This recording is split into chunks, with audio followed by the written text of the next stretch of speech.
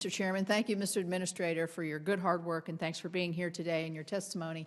I would like to say I appreciate a year ago we were down in Minden, West Virginia, looking at a site, and I know that you've continued to do soil sampling there, but I understand it's been put on hold because of the COVID response. Can you just give me a quick update on that, and where you are?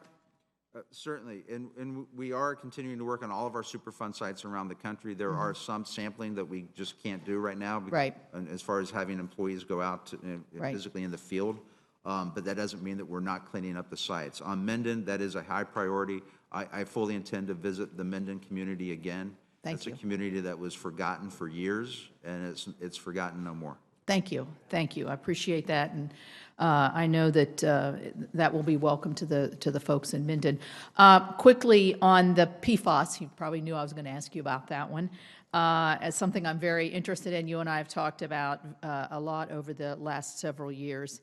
I'm very pleased that EPA has moved forward on the language that Senator Carper and I worked on with Senator Gillibrand, that you added 172 PFAS chemicals to the toxic release inventory. So thank you for that. That's a major development, providing more information for not just companies, but individuals and health folks in those communities. Looking forward, what can we expect for a finalization of the MCL for PFAS and PFOA? As you know, we just passed, you're probably aware, last week out of this committee, Drinking Water Infrastructure Act that asked that standard be set within a year. Could you meet that deadline, and where are you on this critical issue? We continue to work through the process for the MCL setting as laid out by the Safe Drinking Water Act. You know, we went forward with our reg determination. I believe that was published in February. To comment on that, and we are moving forward as far as meeting a one-year deadline. I don't believe that the agency can set an MCL on their own following the Safe Drinking Water Act within a year, but we are working through the issues, and I think it's very important to work through those issues. But the main point I want to emphasize, while we're doing all of this on the MCL standard setting, and the rate determination that we made or proposed, is we're continuing to enforce cleanups around the country. We have enforced 12 cleanups of PFAS contaminated communities around the country, and we've assisted states and local governments with another 24. So where we see a problem in the drinking water anywhere in the country, we're going after it aggressively to make sure that everyone has safe drinking water.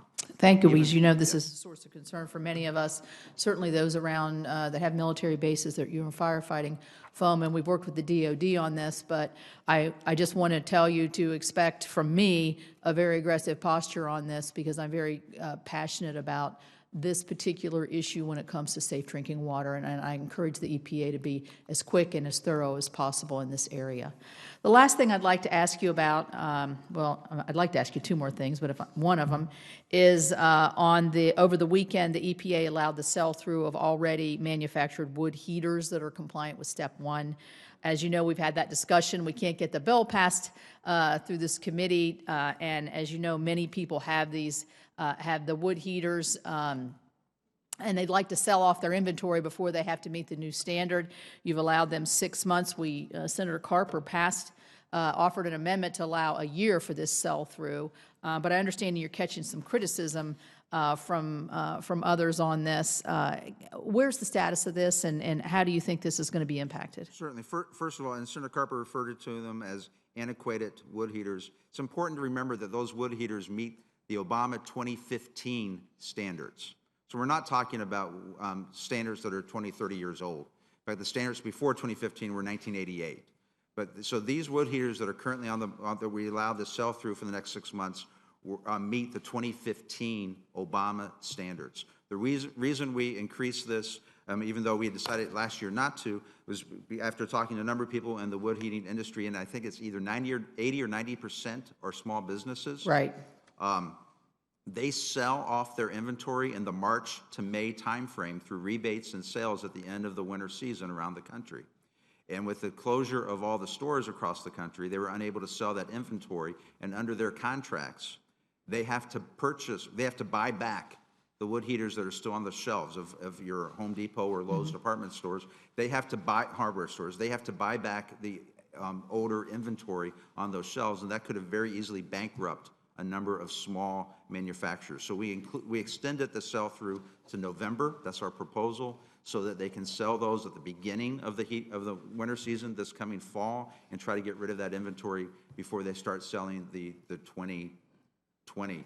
I guess it's 2020 Right. new standards. I appreciate that. I appreciate the distinction that these are meeting the 2015 standard, and I Yes, think that's an they are. important distinction to make. The other thing I would say, in this current environment that we're in, when we're looking to protect small businesses, and a lot of these wood heaters are sold in our locally owned small businesses in certain areas of the country where people really enjoy and use this, not just for fundamental heating, but for recreational, more second home types of things on the creeks and in the hunting cabins all across the state of West Virginia. So I appreciate you looking out for the small business interests. We've been trying to do that here during this COVID crisis, and I appreciate. I'm very fully supportive of what you've done. I could have gone for a year, but 6 months, if that gets the desired result, that sounds good to me.